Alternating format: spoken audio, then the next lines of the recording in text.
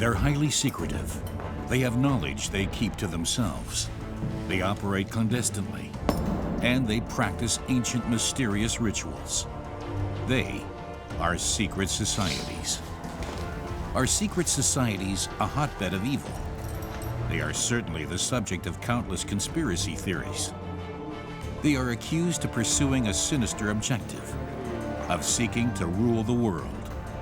Perhaps, as many claim, they rule it already.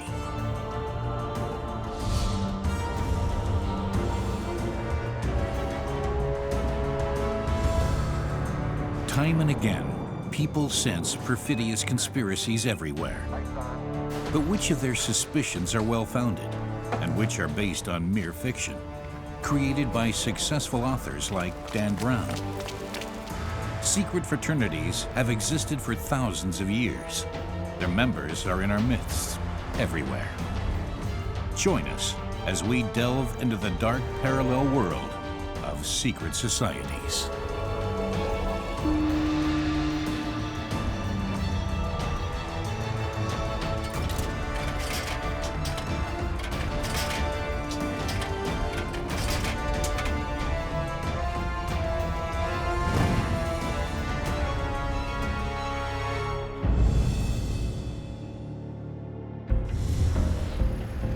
Marian Füssel is a historian from Göttingen in Germany.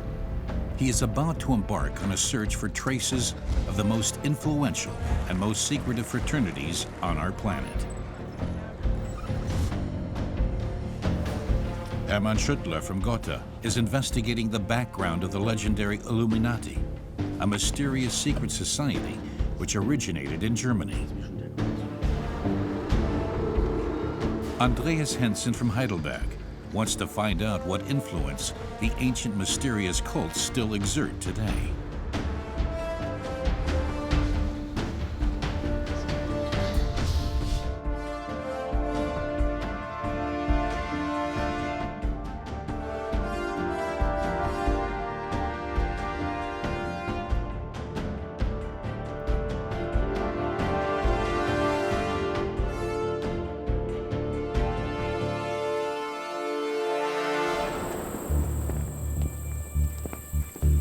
An April night on the east coast of America.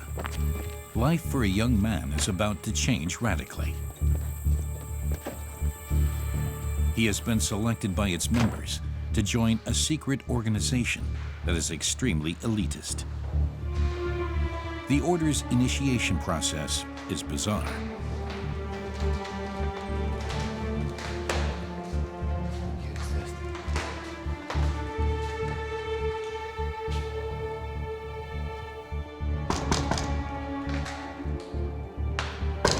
The ritual is repeated every April and has been for the last 200 years.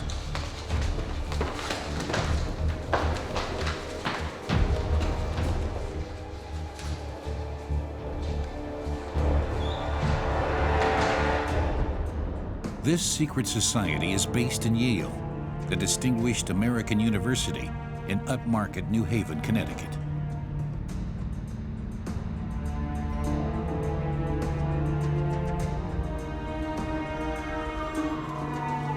Marian Füssel has come to Yale, where many of America's elite have studied. How much truth is there in the rumors surrounding the mysterious student organization? Anyone who studies in Yale has virtually made it. But even experts puzzle over what happens in secret here.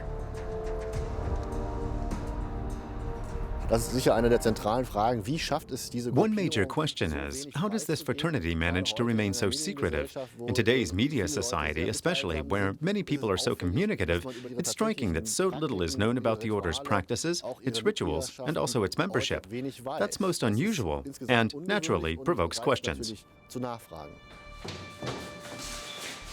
The fraternity's activities are said to be diabolical. The society's only goal, it is claimed, is absolute power. Every student would love to be asked to join, because membership is the springboard to a career. Anyone who is selected receives strange instructions. Leave the Harkness Tower tomorrow evening at the time agreed, and go along the High Street southwards. You must not carry metal, nor sulfur, nor glass on your person. Take the right-hand book in your left hand and knock 3 times on the holy gate. Remember what you have heard here, but be silent. For a novice, things will soon change forever. He will become a member of a secret society at the center of the wildest conspiracy theories.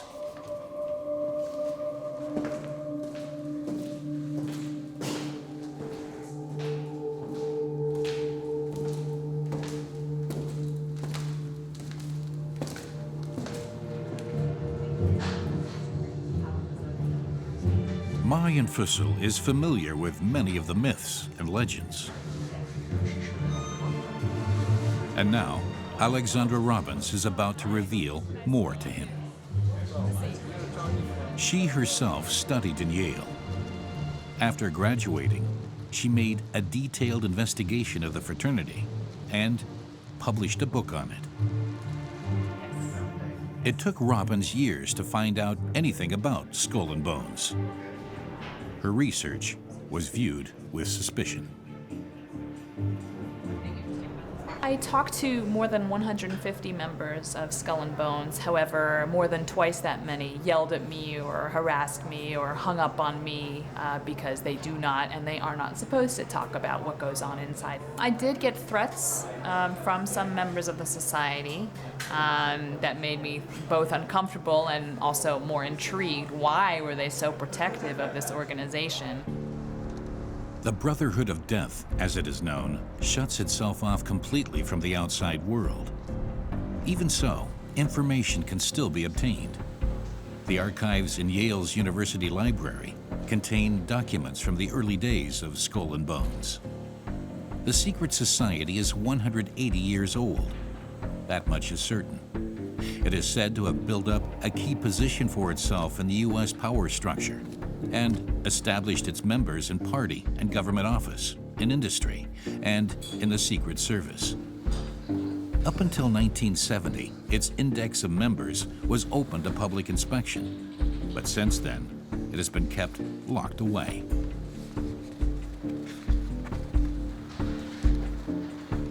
An entire panoply of secrets, weird customs, and abstruse rituals was thought up by William Russell, the student who founded the society.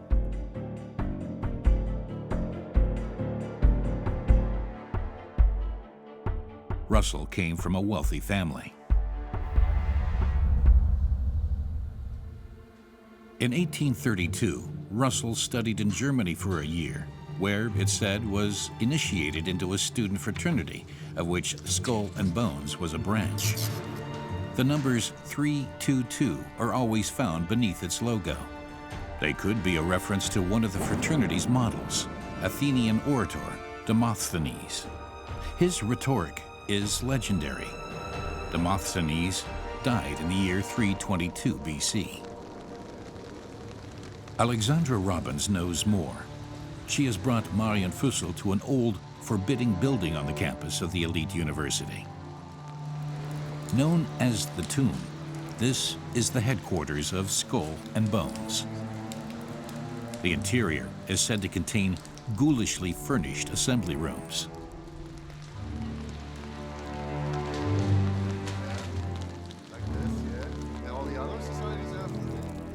The inside of the tomb is lined with skeletons and skulls. It's almost like an obsession with death. And the reason they do that is because they have this phrase in the tomb, memento mori, remember that you must die. They like to pretend that they are apart and above the rest of the world. Skull and Bones has cultivated this self-perception right from the start. Its members rise to the very pinnacles of power, like George Walker Bush, for example.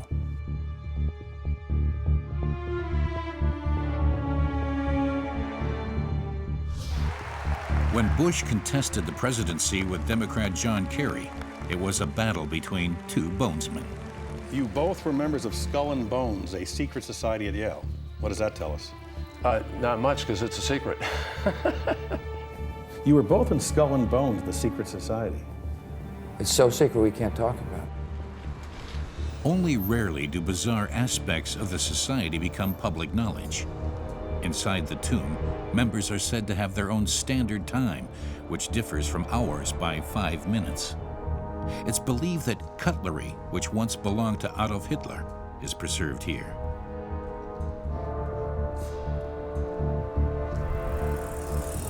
The Iron Ring of Silence is ideal for Hollywood fiction departments. With Matt Damon in the leading role, the manifold activities of Skull and Bones were portrayed in the film The Good Shepherd. It tells of rounds of confessions in the tomb. Biographical details and sexual proclivities had to be shown in graphic detail.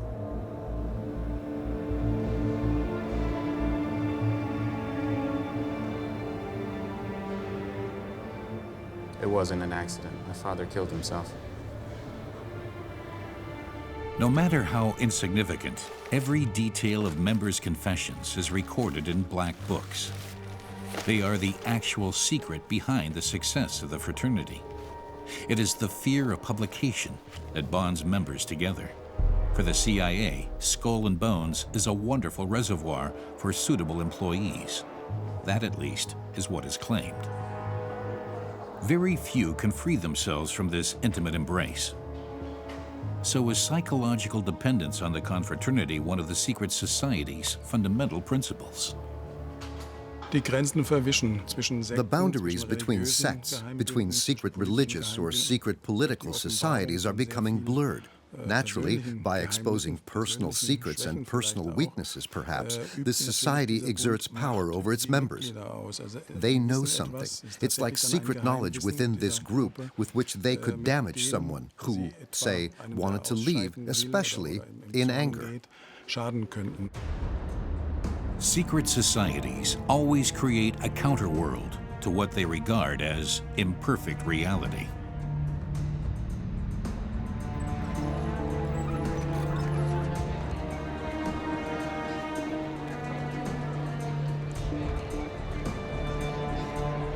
And they seek contact with power. They themselves strive to exercise it. Marian Fussell has come to the heart of the United States, the world superpower. For conspiracy theorists, Washington, D.C. is honeycombed with secret societies. And it is not only bonesmen who are found in the top echelons of the U.S. government. There, Skull and Bones is said to compete with other secret societies. It was Freemasons who laid the foundation stone for the Capitol. And another fraternity is said to have infiltrated the U.S. administration in order to secretly rule the world.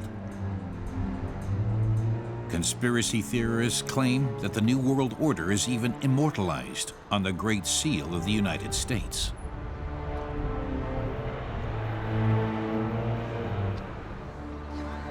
The seal bears the words Novus Ordo Seclorum, Latin for New Order of the Ages. Those words are also found on every $1 bill. So is this secret society so powerful that it can print the symbols of its dominion on the most important banknote on our planet?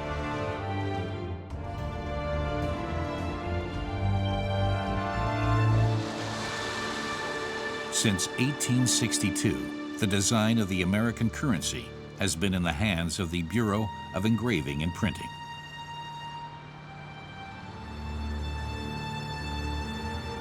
And in all the years since then, the appearance of the $1 bill has hardly changed.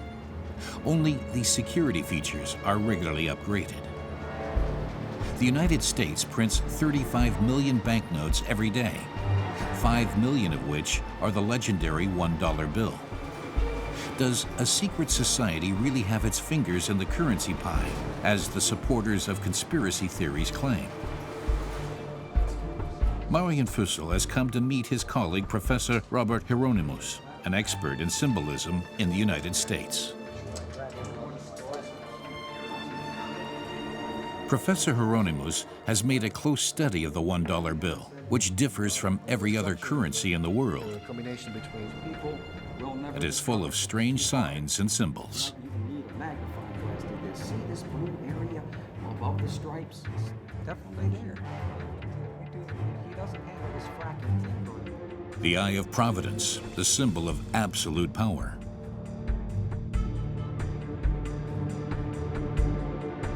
"13 stars above the eagle. 13 steps are said to correspond to the hierarchy of the secret order. And last but not least, a tiny animal, an owl, the symbol of wisdom. All just pure coincidence?"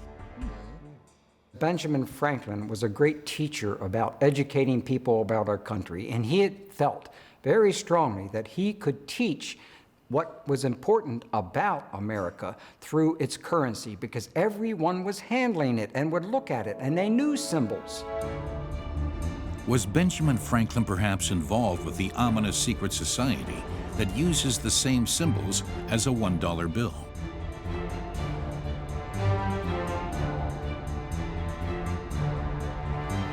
Marion Fussell wants to know more.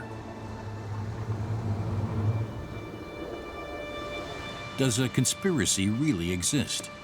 Or is it merely a product of the imagination of those who suspect a secret behind absolutely everything?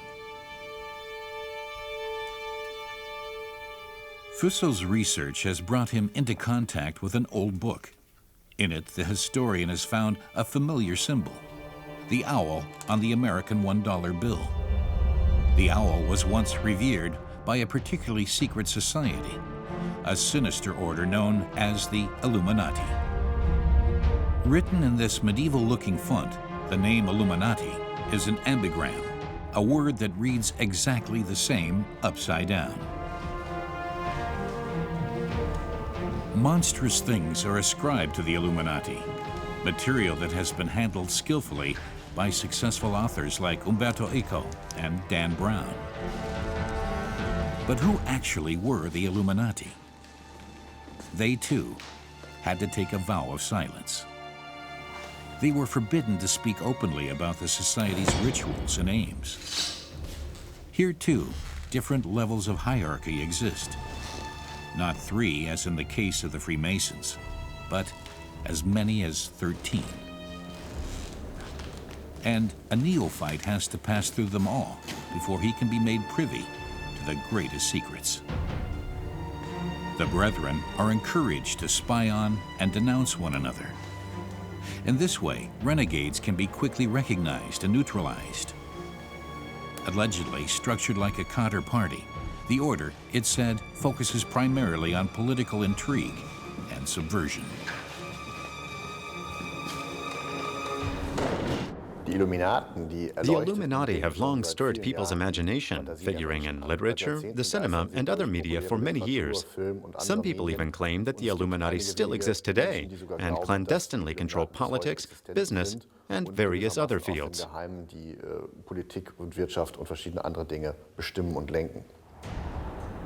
The quiet town of Ingolstadt. This is where the legend of the Illuminati ruling the world originated. In the years leading up to the French Revolution, there was also foment in rural Bavaria. It was a time of radical change. People were seeking answers to pressing social problems.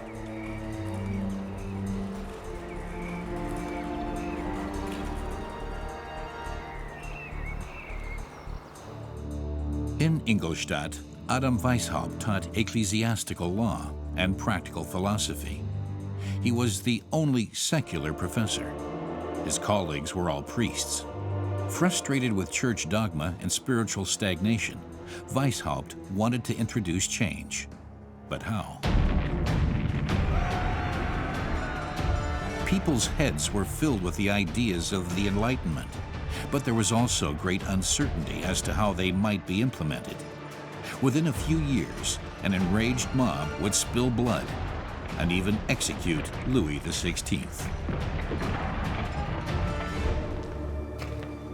Adam Weishaupt welcomed the first signs of change in France, but he rejected violence. What he had in mind was something different. Weishaupt wanted to undermine the state from within, and he sought to achieve this with the help of a secret society. The first people he convinced of his idea of a perfect state were his students. His vision was of a state modeled on Athens, one based on reason, a concept totally in line with the ideals of the Enlightenment.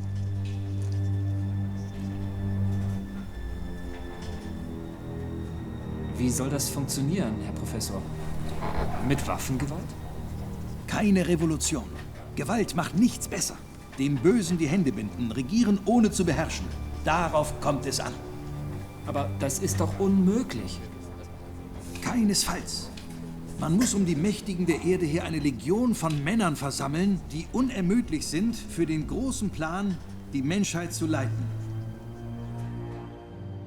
Adam Weishaupt wanted to set up a secret government, a monstrous idea even today. Geheimbünde waren auch ein Sammelbecken für Secret societies were also a melting pot for hotheads, for revolutionaries, for people who nurtured highly unusual ideas and who could express themselves within a fraternity without having to suffer persecution. People who could also discuss and try things out, perhaps on a small scale. That was a major motive for joining a secret society.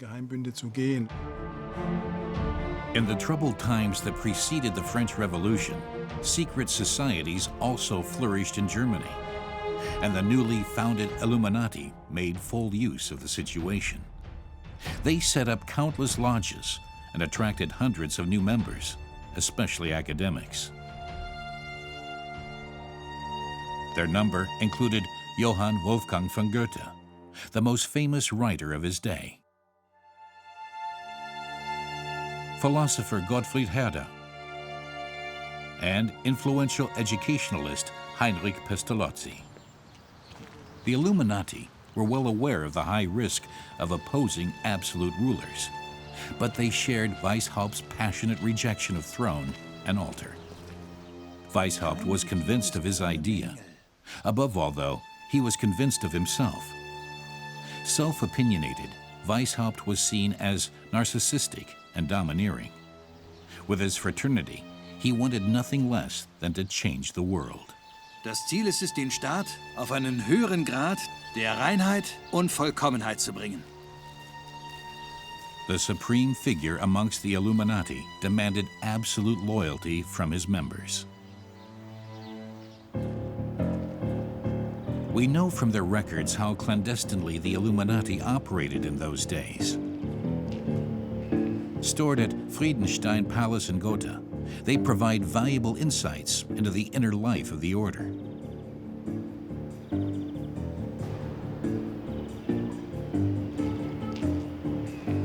Perhaps Marian Fussell will discover here why the Illuminati gave themselves Greek cover names and why they introduced their own time standard.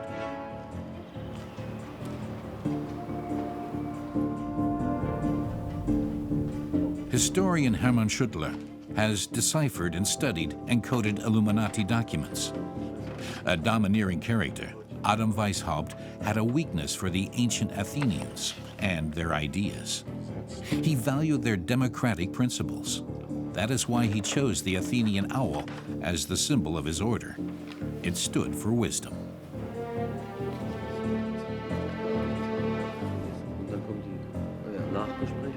The Illuminati believed that they were experiencing the dawn of a new era, and they wanted to participate in this positive transition.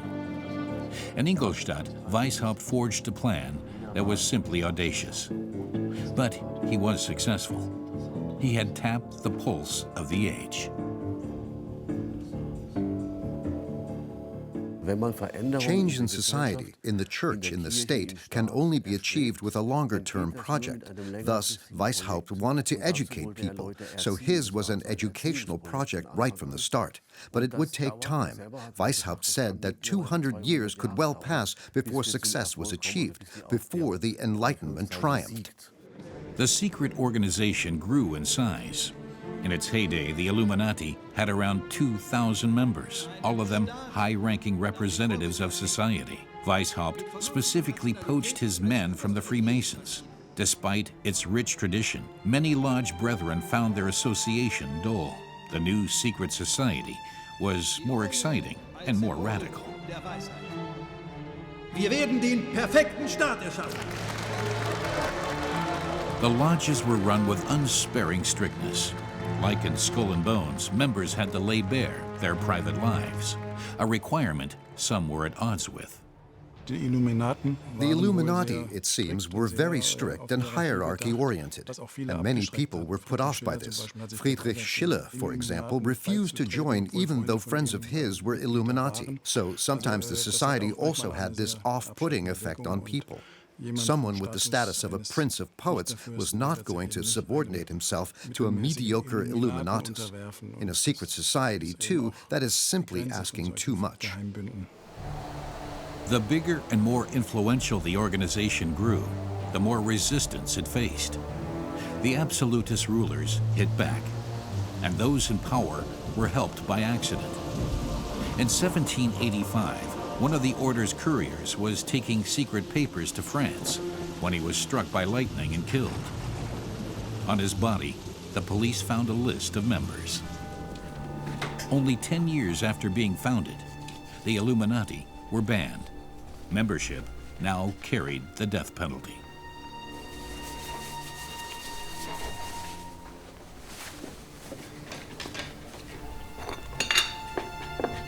Fearing for his life, Adam Weishaupt fled from Ingolstadt to Gotha, disguised as a craftsman. But did this really mean the end of the Illuminati? If so, why do people still nurture thoughts of them? That's perhaps because before he fled, Weishaupt succeeded in achieving another major coup. He established contact with leading figures in the United States.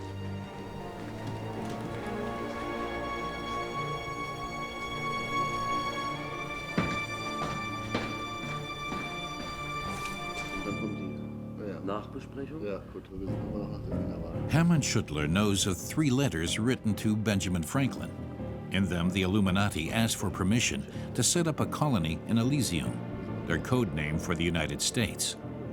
But the old Illuminati records make no mention of what reaction the request received. The letters fuel fantastic speculation time and again.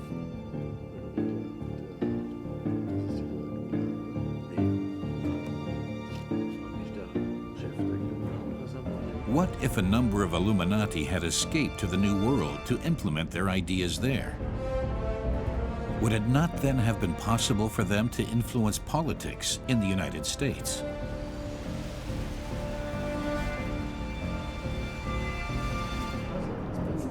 And couldn't the Illuminati then also have printed their symbols on the American $1 banknote? No theory seems too abstruse. Marian Fussell has taken another close look at the $1 bill, on which the owl is portrayed, the sacred animal of the Athenians and the identification symbol of the Illuminati.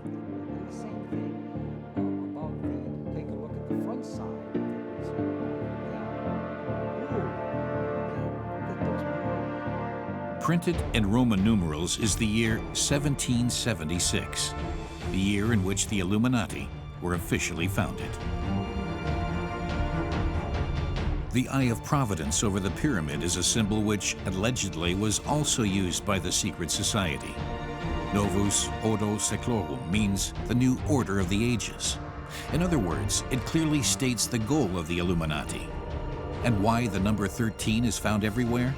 The secret society had 13 hierarchical levels.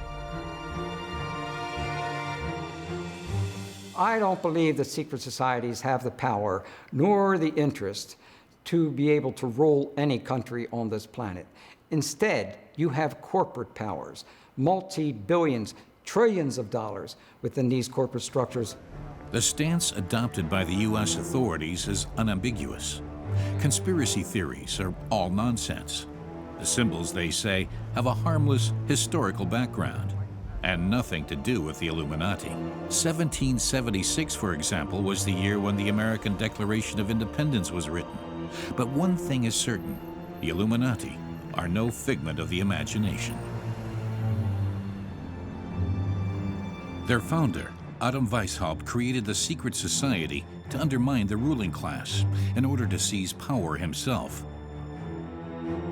But he wasn't alone in this. There were also the Rosicrucians.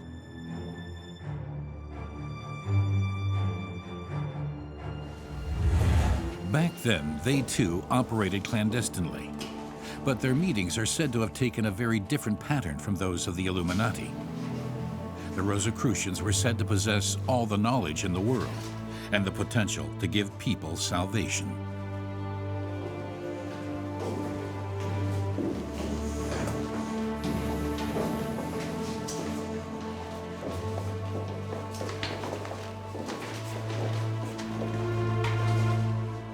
Brüder, Jesus bedeutet mir alles. Freiheit des Evangeliums. Die Herrlichkeit Gottes. Meine Brüder, lasst uns beginnen. The history of this mysterious society can be traced back to a legend. In the book Fama Fraternitatis, which appeared in 1614, it is stated that the members of a secret society had discovered the intact body of its deceased founder. His name, Christian Rosenkreuz.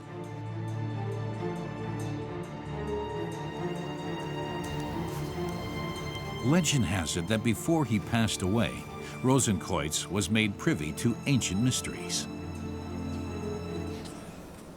In reality, of course, this Christian Rosenkreuz never existed, but the character was cleverly chosen because it embodies the ideals and goals of the Rosicrucian order in an exemplary way. For every member, the figure of Christian Rosenkreuz is a kind of spur on the path to understanding, so it was well suited to motivating people to join the Rosicrucian order.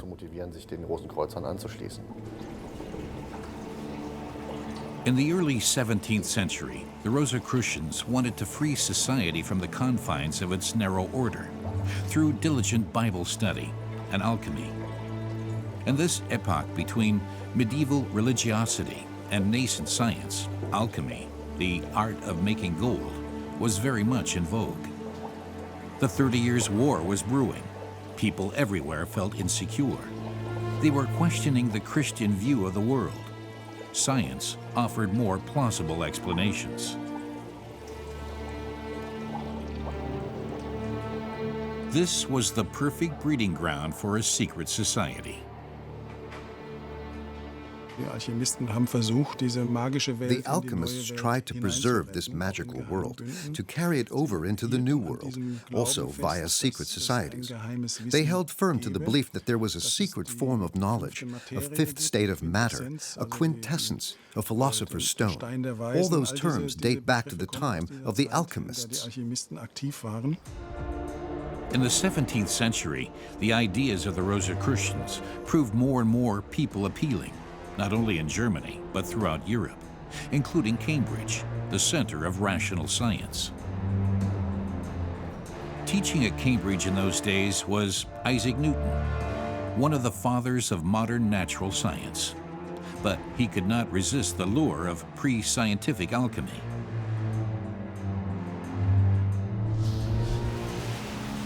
Newton's study in Trinity College bears witness to this double life. During the day, Newton engaged in serious research, but at night, he turned to alchemy, hoping to find the mysterious philosopher's stone and make gold. Secretly, this scientific genius was very taken by the ideas of the Rosicrucians. Later, Newton was made a member of the legendary Royal Society, which had many Rosicrucians in its governing body.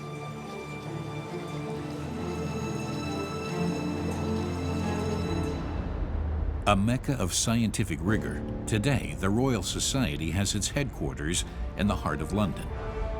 No one has any idea that it was Rosicrucians and alchemists who thought of establishing such a society. Historian Marian Fussell is looking for information on the history of the Rosicrucians. He has been promised the assistance of the Royal Society.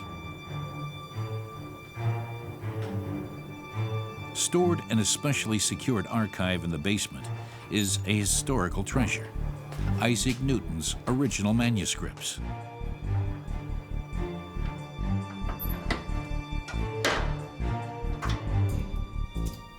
This brilliant thinker saw the world we live in as a puzzle God left mankind to solve.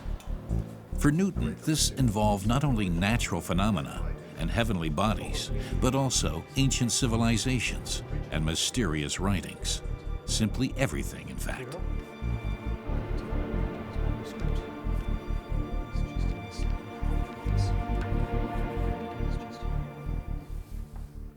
Newton, of course, we understand as being a great British scientist for his work on gravity and the laws of motion. So we get very excited when we find new Newton manuscripts. It doesn't tell you very much about science, but it tells you quite a bit about Newton. Like the Rosicrucians, Newton was convinced that divine mysteries are inherent in nature. The Rosicrucians even speculated on the means by which immortality could be achieved.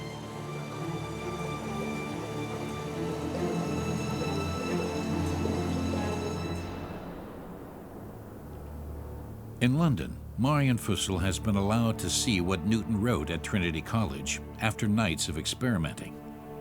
It's the legendary scientist's main alchemistic work.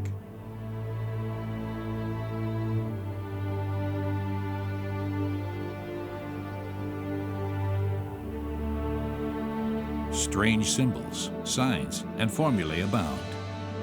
Whether Newton himself was a member of the Rosicrucians is a matter of dispute, but his work shows how captivated he was by the ideas of the secret society.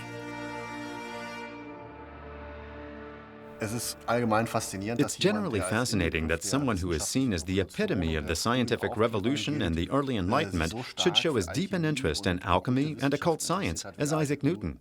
All in all, Newton seems to have left behind more manuscripts dealing with alchemy and the hidden arts, so to speak, than actual mathematical and physical writings. The Rosicrucians still reside in Vienna today. Since Newton's time, the AOR, the Ancient Order of Rosicrucians, has changed. Today, it presents itself with a new livery.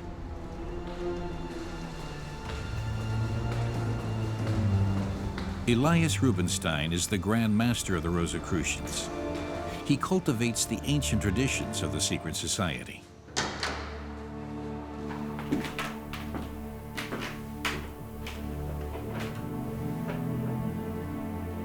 Here in the temple, they perform their rituals. But what exactly do they engage in? The battle between the church, science, and esotericism ended long ago. So what or whom are modern-day Rosicrucians fighting for? Es werde Licht und es ward Licht.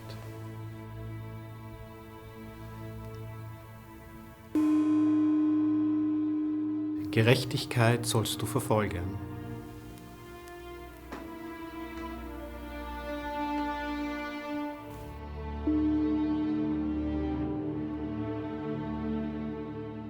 The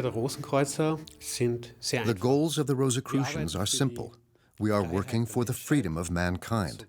Thus, Rosicrucian doctrine is intended for everyone, not just for some elite class. The basic issues we work with are for the whole of mankind.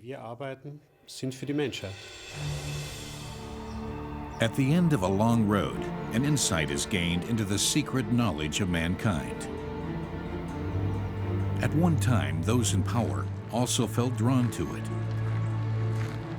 At Schönbrunn Palace, Emperor Joseph II is said to have met with the inner circle of the Rosicrucians for meditation.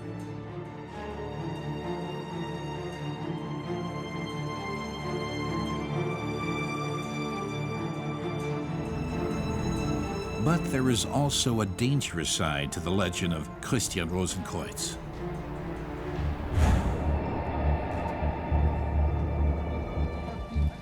Esoteric sects have abused Rosicrucian ideas time and again. In the 1990s, members of the Order of the Solar Temple committed mass suicide in Canada and Switzerland. Over 70 people died. A suicide statement said, "We shall return because the Rosy Cross is immortal." Marian Fussell knows that the followers of the cult were convinced that their death merely meant transition to a better world. The general public had no idea what took place within the sect, which had sealed itself off from the outside world. Naturally, the concealment and mystery that surround many secret societies are also highly suitable for manipulating members. They offer sect leaders in particular a way of securing even more power and of inveigling members to do all kinds of things they might perhaps not want to. In this respect, secrecy is always an ambivalent issue. It protects the society outwardly, but can further abuse within.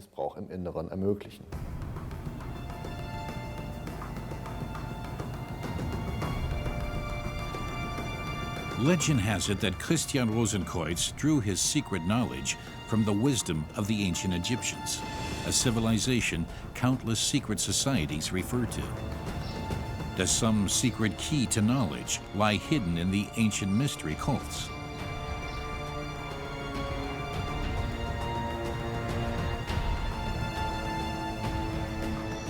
In Egypt, well over 2,000 years ago, a cult emerged, traces of which are still visible today, even in Germany. The mysteries of Isis and Osiris. The Nile is at the center of a saga that dates back to Egypt's very beginnings. After a long search, Isis found the body of her husband Osiris. He had been drowned in the Nile by his brother and hacked to pieces. Isis put all the body parts together again and magically breathed new life into Osiris.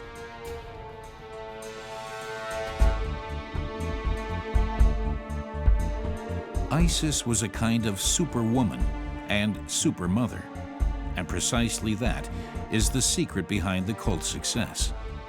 From Egypt, it spread throughout the Roman Empire, even to far-off Germania.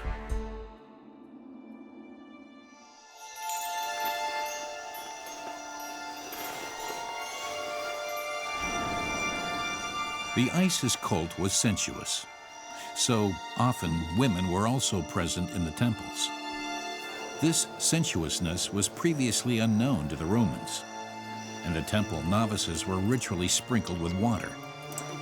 After this purification, they experienced a mystic journey through the realm of the dead and to heaven, returning to earth as divine creatures. Rebirth was a major theme, as it later was with many other secret societies. The Isis cult was appealing, and it became increasingly popular. Isis adherents established countless temples throughout the Roman Empire. In Pompeii, they survived. Relics that have been found provide an insight into the activities of the Isis cult. The mysterious import from Egypt caused a furor among the normally so prosaic Romans.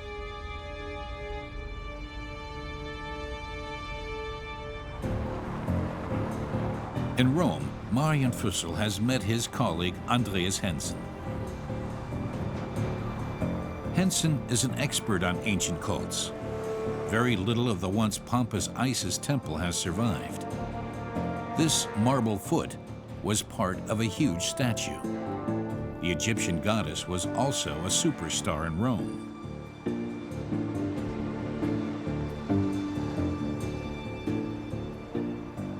The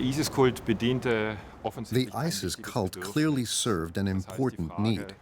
It dealt with the question of what happens to the soul after death and the best way to prepare the soul for the hereafter. What is more, people were fascinated by the rich symbolic language, by symbols they didn't really understand, and by the exotic character of the culture.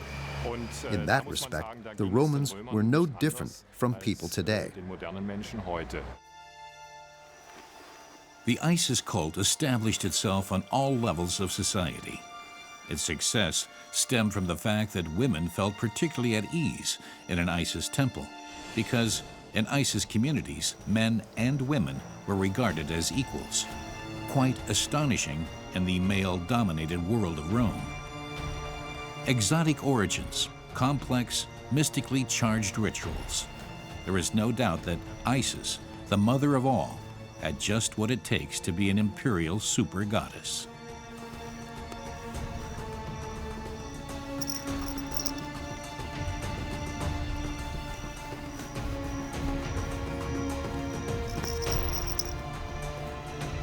People found solace in their mystery cult. They sought salvation from a doleful existence. The hope of a blessed life after death played an important role.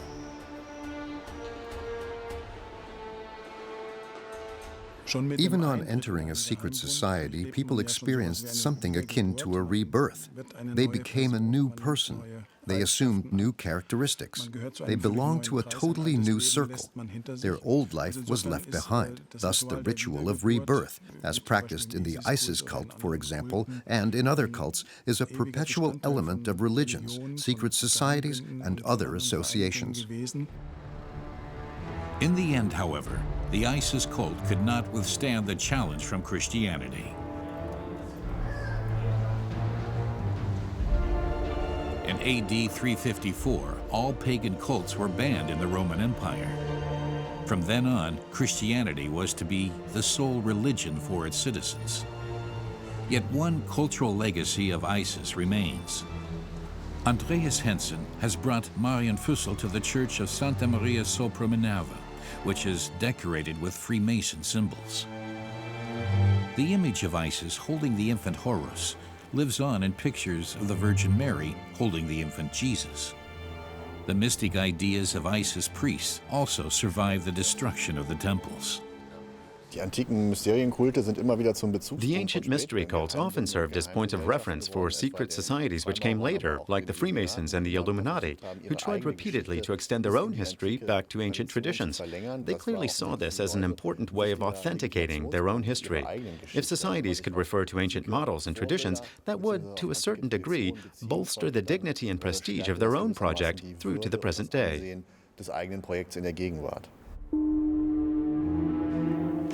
Skull and Bones, Illuminati, Rosicrucians, Freemasons, ISIS disciples.